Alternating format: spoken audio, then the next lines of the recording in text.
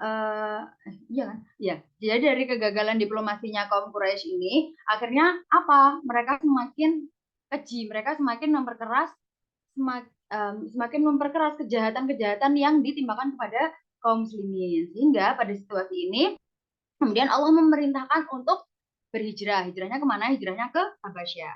Dalilnya itu ada di hadis Nabi. Bismillahirrahmanirrahim. Qala Rasulullah, "Lau kharaju ila ardil Habasyah fa inna biha malikan la yadlim 'indah ahad.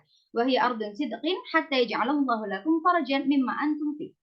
Jadi intinya Allah itu memerintahkan kaum muslimin untuk hijrah ke Habasyah. Kenapa? Karena di sana itu karena raja di Habasyah itu merupakan raja yang baik dan tidak zalim sedikit pun kepada rakyatnya. Kemudian kaum muslimin ini suruh menunggu gitu, suruh menunggu di Habasyah hingga Allah memberikan solusi pada mereka.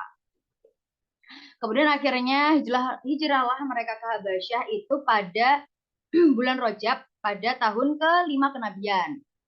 Hijrah ini tuh hijrah pertama ya, sebelum kaum muslimin itu ada hijrah ke Yathrib kan, ke Madinah, itu hijrah pertamanya ke Habasyah dulu.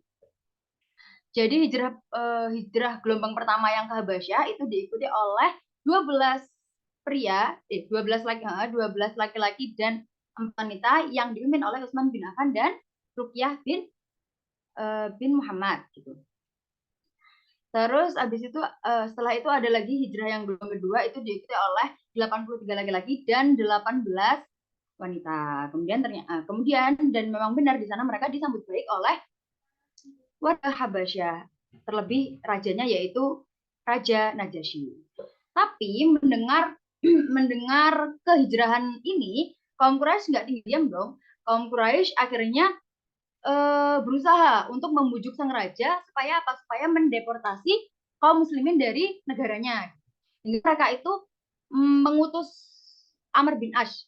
Kaum Quraisy itu mengutus Amr bin Ash, bahkan mereka juga menyuap para pemuka-pemuka agama di Najasyi apa untuk membantu mereka dalam diplomasi untuk mendeportasi kaum muslimin tadi. Tapi kenyataannya tapi pada akhirnya usaha mereka ini gagal. Karena apa? Karena raja itu ternyata lebih menyukai argumentasi dari kaum muslimin, yaitu yang diwakili oleh Ja'far bin Abi Thalib gitu.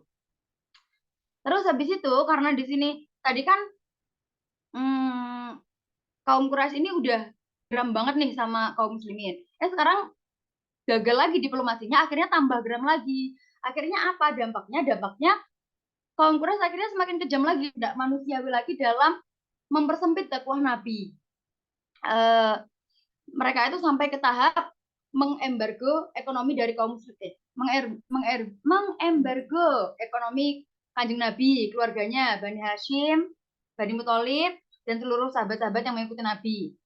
Bahkan mereka itu membuat peraturan yang berisi larangan-larangan larangan-larangan untuk berinteraksi dengan kaum muslimin seperti jual beli, pernikahan, bahkan hingga sekedar menyapa itu dilarang di peraturan itu. Yang mana peraturan itu ditempel di dinding Ka'bah. Jadi peristiwa itu apa ya? Kejadian itu apa ya?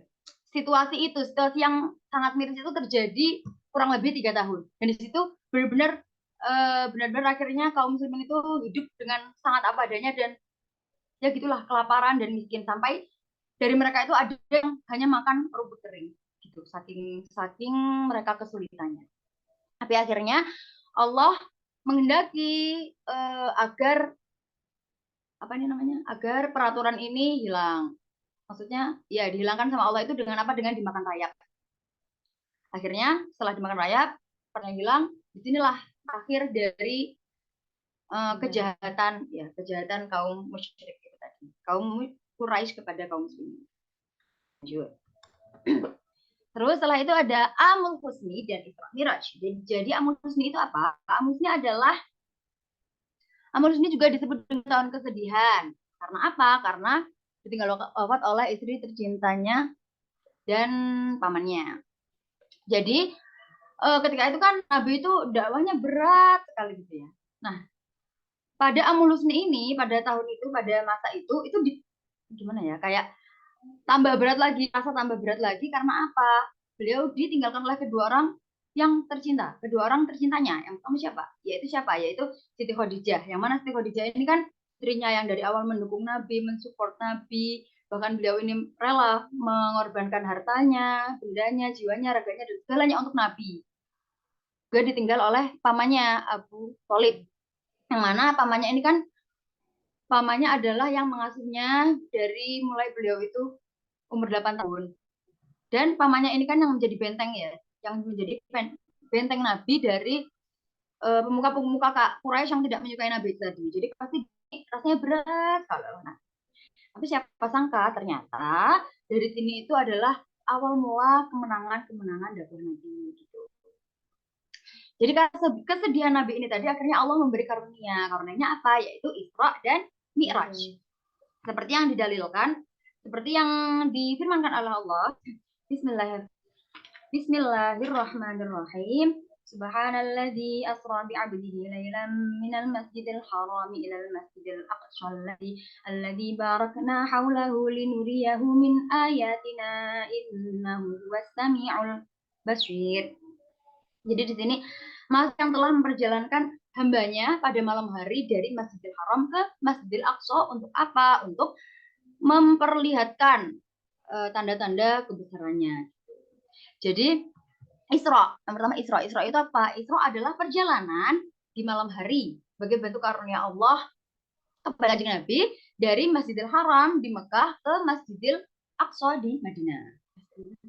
Di Palestina ya.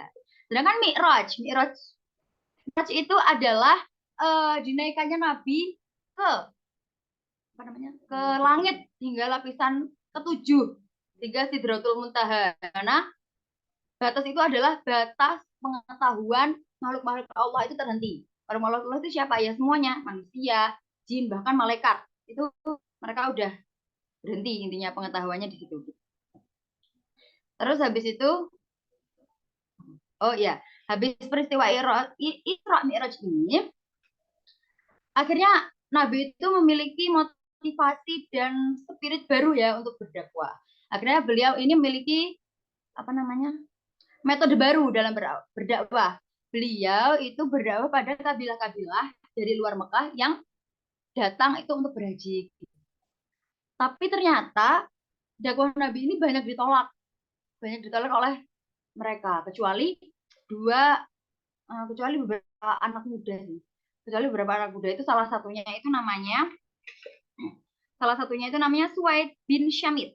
Jadi ini ceritanya tuh Suwaid itu bilang gini sama Kanjeng Nabi. Sepertinya Al-Quran yang kau bawa itu sama dengan yang aku punya. Terus Kanjeng Nabi jawab, memang apa yang kamu punya? Dijawab lagi, yang aku punya itu hikmah Luqman katanya. Kemudian sama Nabi suruh baca. Habis sama dia dibaca dong. Iya, syair yang kamu miliki, syair dari buku yang kamu miliki ini bagus kok. Tapi bagusan punya aku, bagusan Al-Quran yang mana ini diturunkan oleh Allah, sebagai petunjuk dan cahaya. Terus ada pemuda lain lagi itu namanya Iyas bin Mu'ad. Itu kalau pemuda yang satu ini itu langsung memutuskan untuk masuk Islam ketika pertama kali mendengar Rasulullah itu mendeklarasikan dirinya sebagai nabi yang diutus oleh Allah.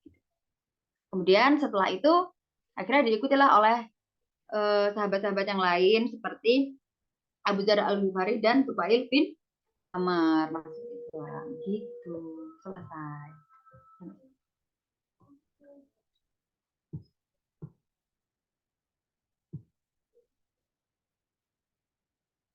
Nah,